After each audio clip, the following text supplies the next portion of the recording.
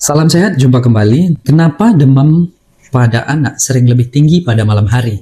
Pernah mengalami ini? Kita sebagai orang tua pasti punya anak yang pernah mengalami demam. Dan mungkin saja hal ini terjadi pada anak kita. Nah, siang hari anak sudah mulai kelihatan membaik. Sudah mau minum, mau makan, bahkan masih bisa bermain. Tapi begitu malam tiba, badannya kembali panas. Bahkan suhunya terasa lebih tinggi daripada siang hari. Lalu kita sebagai orang tua mulai khawatir dong. Jangan-jangan penyakitnya makin parah. Ya, belum tentu juga ya. Demam yang lebih tinggi pada sore atau malam hari memang bisa terjadi. Pola ini saja tidak cukup untuk menentukan bahwa infeksi pada anak makin berat. Salah satu alasannya adalah karena tubuh kita memiliki jam biologisnya. Suhu tubuh memang tidak selalu sama sepanjang harinya. Suhu tubuh cenderung lebih rendah pada pagi hari dan meningkat pada sore hingga malam harinya.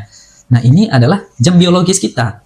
Ketika anak sedang mengalami infeksi, perubahan suhu alami ini dapat membuat demam terlihat lebih tinggi pada malam hari. Jadi, anak yang siang hari terlihat lebih baik, lalu malamnya kembali demam, tidak otomatis berarti penyakitnya semakin parah. Nah, demam itu bukanlah penyakit tetapi bagian dari proses respon tubuh terhadap perlawanan infeksi. Ketika tubuh menghadapi infeksi, nah sistem kekebalan bekerja dan otak dapat menaikkan pengaturan suhu tubuh. Akibatnya apa? Muncullah demam. Demam memang dapat naik turun selama beberapa hari. Nah, yang perlu diperhatikan kita sebagai orang tua sebenarnya bukan hanya kapan demamnya naik, tapi yang lebih penting adalah bagaimana kondisi anak. Banyak orang tua langsung panik ketika melihat angka di termometer sampai ke 39 derajat Celcius. Padahal kita sebagai dokter atau tenaga medis tidak menilai berat ringan kondisinya anak hanya berdasarkan angka suhu. Tapi mari kita lihat secara keseluruhan. Perhatikan apakah anak masih mau minum atau menyusu. Kemudian masih bisa diajak berinteraksi nggak? Kemudian apalagi? Masih responsif nggak? Bagaimana pola napasnya? Dan apakah masih ada buang air kecil seperti biasanya? Sebagai contoh, anak dengan suhu 39 derajat Celcius yang masih sadar, responsif, dan masih mau minum tidak bisa dinilai dengan cara yang sama seperti anak dengan suhu yang lebih rendah, tapi sangat lemas, sulit dibangunkan, tidak mau minum, atau mengalami kesulitan bernafas. Jadi, jangan hanya melihat angkanya ya bun, lihat kondisi anak secara keseluruhan. Ada juga yang kondisinya sering membuat orang tua khawatir, yaitu ketika anak menggigil sebelum atau saat demamnya meningkat. Menggigil itu tidak selalu berarti penyakitnya semakin parah. Saat tubuh sedang menaikkan suhunya, anak bisa merasa kedinginan, meskipun suhu tubuh sebenarnya sedang meningkat. Nah, tubuh kemudian apa? Menghasilkan panas. Salah satunya melalui kontraksi otot, sehingga anak dapat terlihat menggigil. Pertanyaan berikutnya, kalau demam sudah turun setelah minum obat, tapi beberapa jam kemudian naik lagi, apakah obatnya tidak mempan? Ini perlu analisa juga. Nah, ini belum tentu juga ya. Obat penurunan panas itu membantu menurunkan suhu dan membuat anak lebih nyaman. Tetapi tidak langsung menghilangkan penyebab infeksinya. Jadi, selama penyebab infeksinya, maka demamnya tetap masih ada.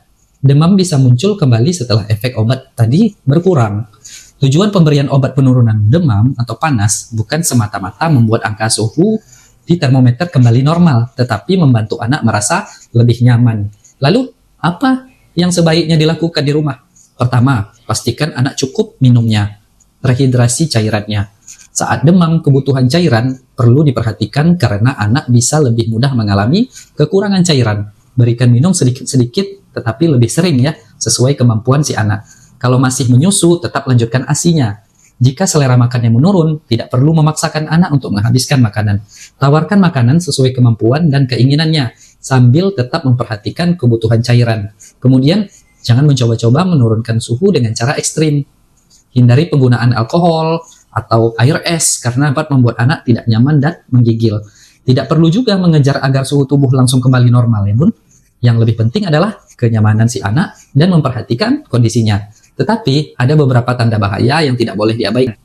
Segera cari pertolongan medis jika anak mengalami kejang, sulit dibangunkan, atau kesadarannya menurun, tampak sesak atau kesulitan bernafas, bibir atau kulit tampak kebiruan, tidak mau minum atau menunjukkan tanda kekurangan cairan, muntah terus-menerus, atau tampak sangat lemas dan tidak seperti biasanya. Waspadai juga ya Bun, bila anak mengalami lehernya kaku atau muncul ruam yang tidak memudar ketika ditekan di kulit.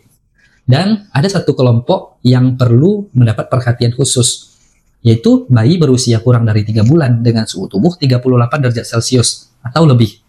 Nah, ini perlu segera mendapatkan penilaian medis khusus.